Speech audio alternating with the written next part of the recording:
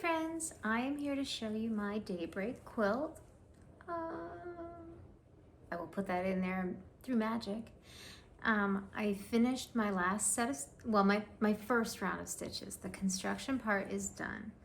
And I had posted in my Facebook group that I am going to do a second round of stitches, and that made some confusion. So I'm here to talk about it. When I do my process, I like to, this is new, I've started doing this the last couple of pieces. I do the whole thing with my stitches spaced out about this far apart, about 1/2 inch, my rows of stitches, so you can see. And when I do a Kawandi style piece, I do a concentric spiral going all the way to the center. And that's how I construct the quilt. I put the patches on one at a time as needed to cover up the batting. And then I get this great texture, and it's so soft and crinkly. And a few quilts ago, I thought, I wonder how it would feel if I put in another row of stitches, because I'm a huge fan of texture. I like a lot of texture. I also like to use a lot of thread. I have a thread problem. I like to buy all the thread. So that means I need to use it all. Easiest way to get rid of more of it is to just sew more onto this piece. But it really changes the texture, and it also changes the look of the fabric.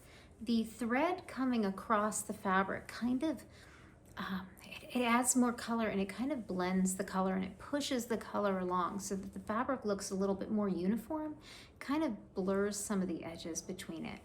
And I really, really like it, and I really love the texture that it gives. And you can't see it here, but you'll see it when I'm done. So I've started, you can see, so this is my first row of stitches. I started on my machine, and then I switched to hand stitching, and this is my first row of hand stitches, and then this is where I've been coming back through. So I want to have another round of stitches, and I'm going to go all the way around. And I had some people, they asked, they don't understand my construction technique, but I can show you. All right, the only finished little one I have is this coaster, so very small. But I start with backing, and actually my very first step is decide how big I want my finished piece to be. And in this case, I think it's like a 5 or 6 inch square. So I'll start with my batting cut to size. And I use batting, which is not authentic or traditional. Traditional Kawandi use sari scraps on the inside. I have batting, so I use batting. For me, the essence of the craft is sustainability, and I'm sustainable with the materials that I have. I don't have sari cotton scraps, so I don't use those. So I will start with batting, and then I will take a piece of backing and cut it about 1 inch all the way around, larger than the batting. And then I will fold it over to encase the batting, because we want our edges to look like that. We want kind of a knife edge finish.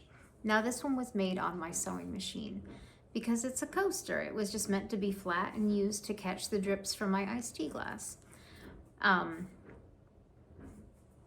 Once the backing is put on, I will line up patches, and you can see this one actually I didn't do a great job, but that's good. You can see what's going on. I've got 2 edges folded over, and then I attempted to line it up with a corner and didn't do a good job. And then I start stitching, and I stitch all the way around in a concentric circle. When I get to here, I will add another piece, and then I will add another piece and add another piece until my entire backing is finished. This one, because it's small, it only takes 4. If you're just attempting to try these, I would not suggest a coaster, because things happen so quick that if you don't know what the rhythm is and the technique, it gets a little overwhelming. I would say start with something more like a 12 inch square, got like this big, and then set your backing up, and then put it on and put it all together. I have more videos about that, and I will continue to generate more videos to explain it. So this is a very small one, and you can see that it's quilted very, very densely. So you can do this on your sewing machine. Traditional ones do not use sewing machines because they don't have sewing machines over there in India, in that part of India. So anyways, back to Daybreak, this lovely piece that I've been working on. So I am now going to spend probably a couple of weeks stitching again, restitching the whole thing to change the texture and to get it a little bit more dense. I really, really like how that feels, and I think that one of the things that I've learned since I've started playing with this, I really like this technique. I like the puzzling aspect of it because we go from the outside in. The improvisation work is not done the same way as other improv that I've done. It's different. I'm using different parts of my brain. It's more challenging for me, and I like having a puzzle. And I like the constraints that I've put on my process, that I'm gonna do it this way. I'm not working from the middle out and making everything the way I want it to. I don't know exactly how it's gonna look when I start. I have an idea of what I want to achieve, but I really, it's a mystery when it comes out. Like, so for this one, I wanted it to be dark blue, fading down to lighter blue, to the sun coming up over the buildings. Ta-da. And I think it's pretty effective, but it's kind of impressionistic. The sun isn't perfect. I have some things that I might like to do better. I wanted like a little of that like misty pink and purple that you get at sunrise. This is a little bit stronger than I would have liked. It's all good, and it doesn't upset me. I'm not disappointed in this piece. It's taught me things. So I'm looking forward to spending, you know, a little bit more time with it to kind of work it out and to get the nice texture, and then decide what it is that I'm going to work on next. That's what this is for. And the other part about this part of the process that I really love, look at this. I travel a lot, not just in my chair. I travel a lot. So tonight we're going to get back on the airplane and head back to our house. And I'm going to bring this with me. And it's got a needle in it. And I have my book of tricks here. And the only tools I need for Kawandi at this point, spool of thread, 12 weight Wonderfell is my favorite. This is fruity. This is, I don't know what color this is. 2, FT2, fruity number 2. It's blue and yellow, variegated, very pretty. I splurged and bought the, is it 200, 400 yards, 400 meters. I need a pair of snips. I bring these on the airplane with me all the time. They're fine. I have my thimble, which is over there, and a needle gripper. And that's all I need now. I don't need pins. I don't need other scissors. I don't need scraps of fabric. It becomes very, very portable, which is really nice. Because then I have it on the airplane, and the other nice thing is if it's cold on the airplane, I have a blanket and I'm comfy.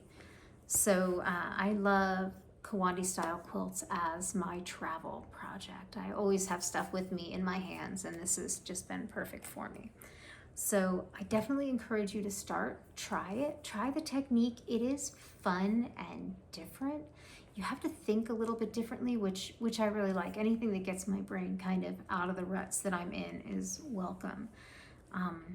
But trying to do it and have kind of an idea of what's going to happen, like the skyline, I thought that was very fun, and I will definitely be revisiting it. I have some ideas for my next pieces. I think I'm not going to tell you because I don't want somebody to beat me to my idea. But I have some other interesting ideas that are intriguing to me, so I want to finish this and move on to the next thing. But I also really like the idea that I'm going to get to spend some time with it and do this simple enhancement to it. So it's been telling me that it might want some embroidery to make the buildings look like they have lights on in the windows, but I don't know about that. We'll see. So if you want to find out more about me and my process, you can follow me at dizzyquilter.com. I also have a newsletter if you sign up, and I have, I don't know, there's always some kind of freebie or something that comes out with it. And you can follow me on Instagram. I'm Jen Strouser. So thanks for watching. Bye.